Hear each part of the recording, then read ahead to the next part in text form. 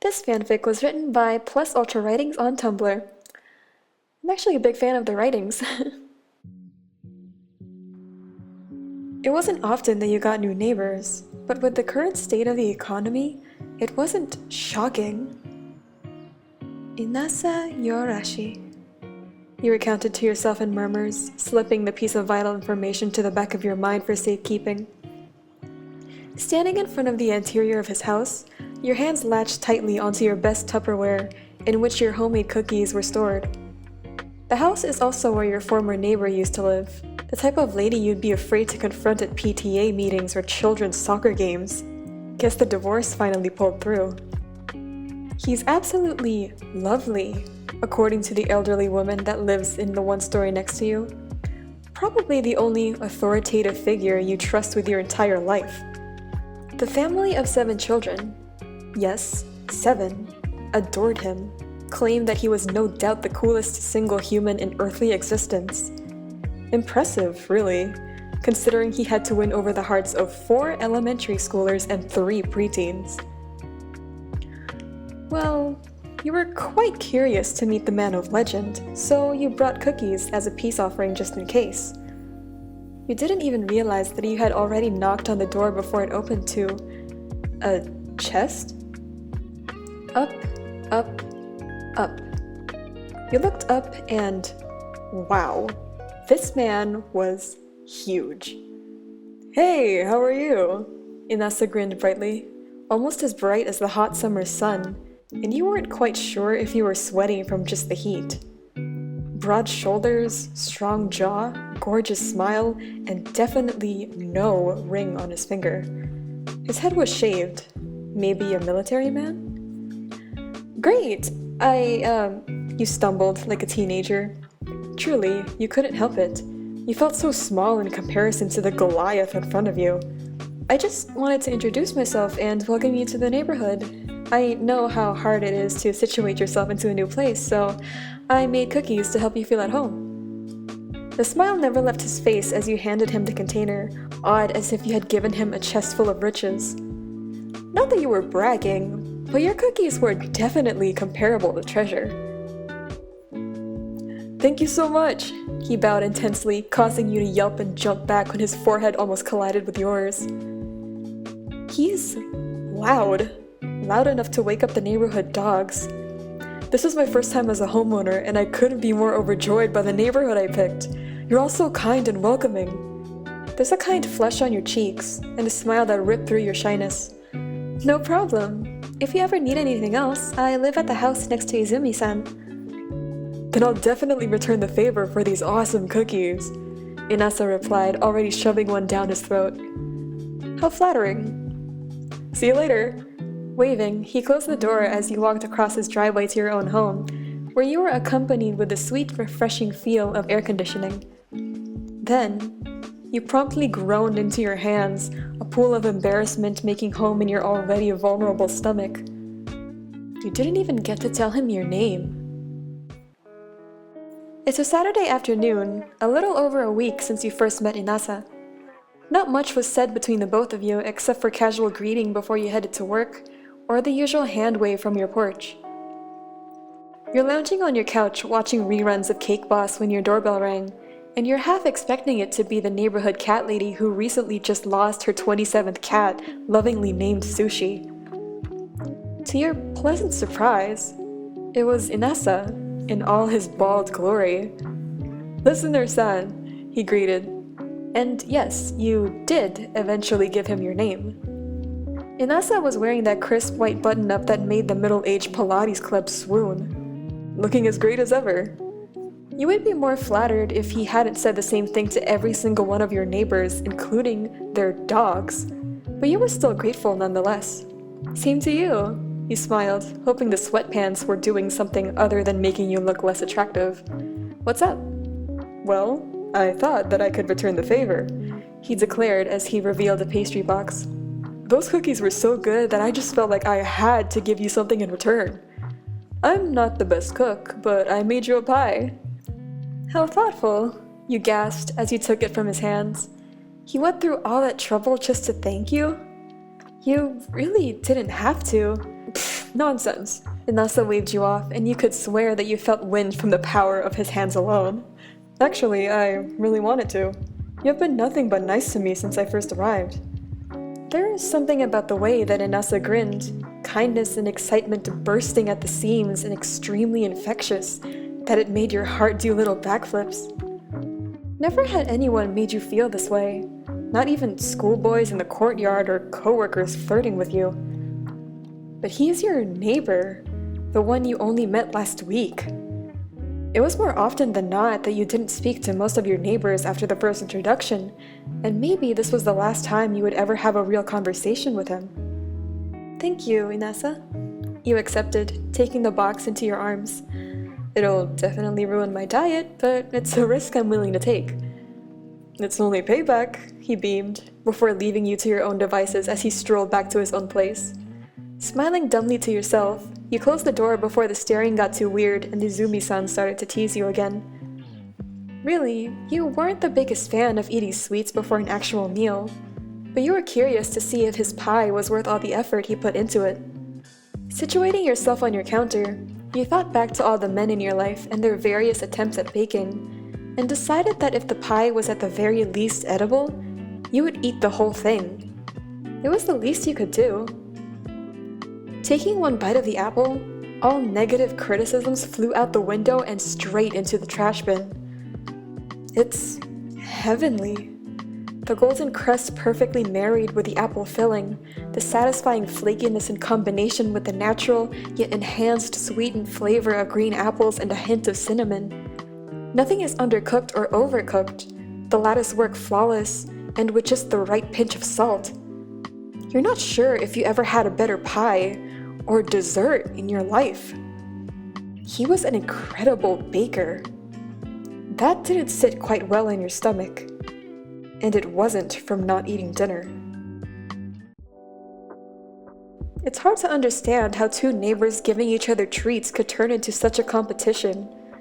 But the amount of baking powder and sugar you had bought from the store in the past few weeks should be heavily concerning. Giving Inasa one of your sweetest but most savory lava cakes was definitely juxtaposed from how bitter you felt. But what could you do? You had a reputation for being that neighbor with the best desserts, and there was no way in hell you were letting him take that away from you.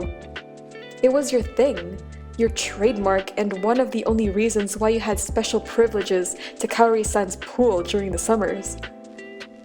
Unfortunately, Inasa didn't back down when he gifted you a homemade set of some of the most delicious chocolates in your entire existence. It's for the lava cake, he informed, with a fire in his eyes that screamed ambition. There was a smirk on his face, far from the kind smiles he had given you up to this point. Have you tried German chocolate yet? Oh, it was on. You weren't quite sure if you were baking for an entire bakery or for one singular man. But that didn't matter. The amount of sweets you created could have rivaled an office's Christmas party.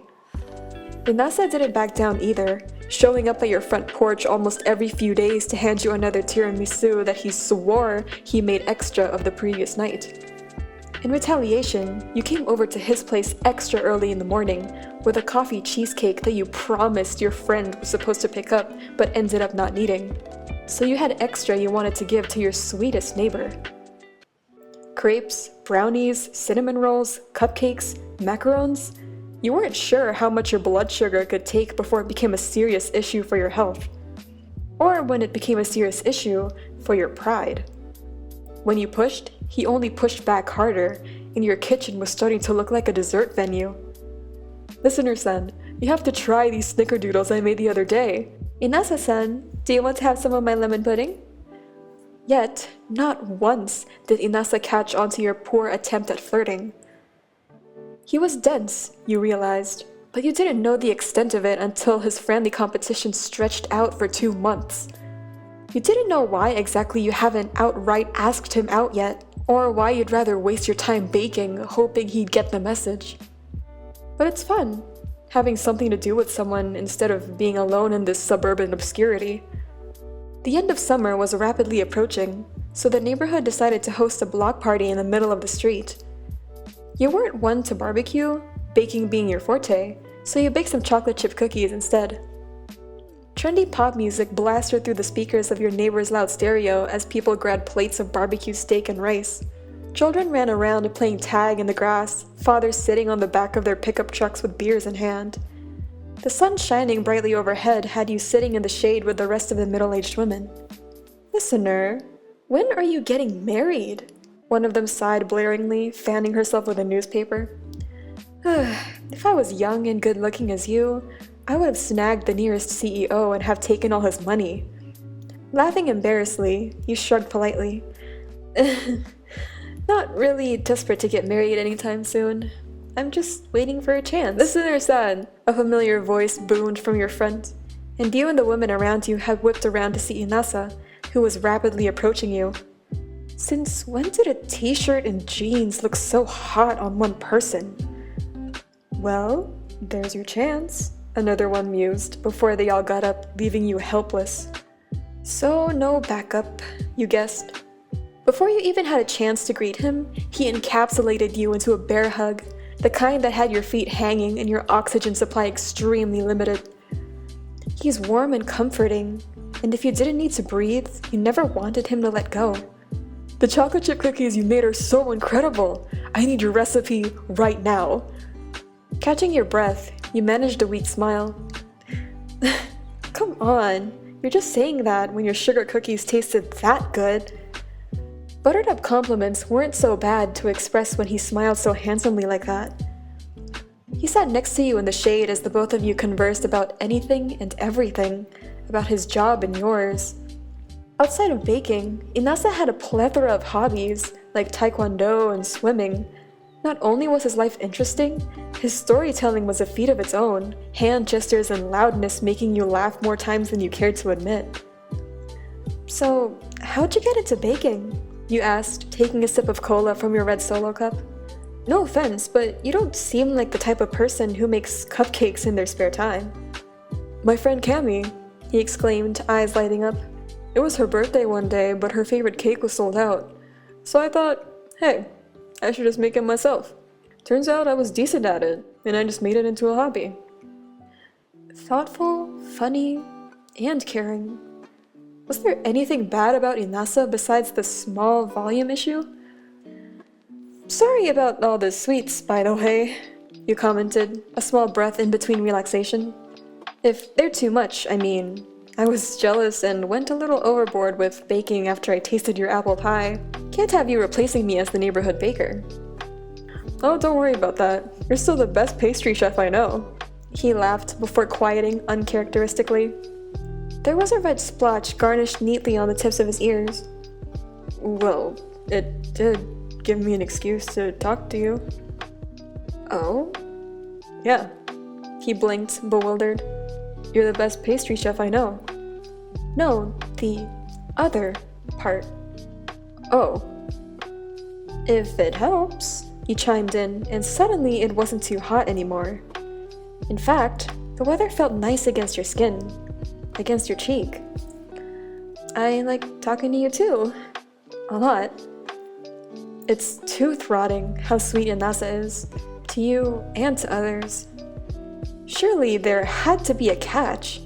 Sweet things are always bad for you. Nothing in life was ever free. Yet, there is nothing Inasa expected from you, nothing he wanted to take. In fact, he just wanted to give. "It's hot!" he proclaimed loudly, as if he had discovered this fact himself. Always a little late, but always there. "Do you want to get some ice cream?" "Depends," you giggled, hand resting on your chin, melting at the prospect. "Are we going to have to make it ourselves?" "Well, I've never made ice cream before, but we can for sure try." "Nope, I'm tired of making my own desserts. My arms literally can't take hand-mixing batter anymore." And you're positive that even in all your time as an amateur baker, nothing was as sweet as him.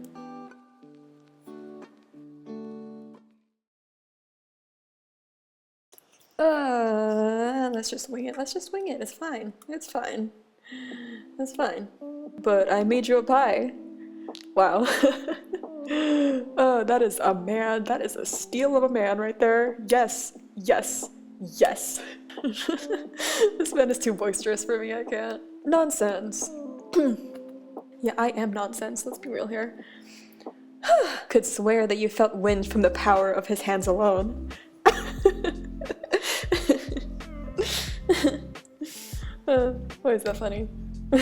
Yet enhanced sweetness flavor. Wow. Am I hungry? I'm probably hungry. Before they all got up, leaving you helpless. Helpless. He laughed before quieting Here we go again, the word that I struggled with. Uncharacteristically. It's hot! I want to keep that in, but like, not so sure about that, Chief. He proclaimed.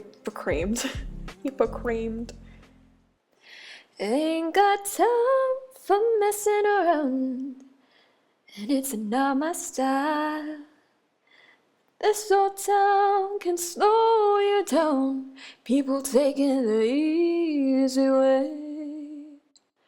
But I know exactly where I'm going, getting closer and closer every day, and I'm almost there. I'm almost there. People down here think I'm crazy, but I don't care. Trials and tribulations, I've had my share. There ain't nothing gonna stop me now, 'cause I'm almost there.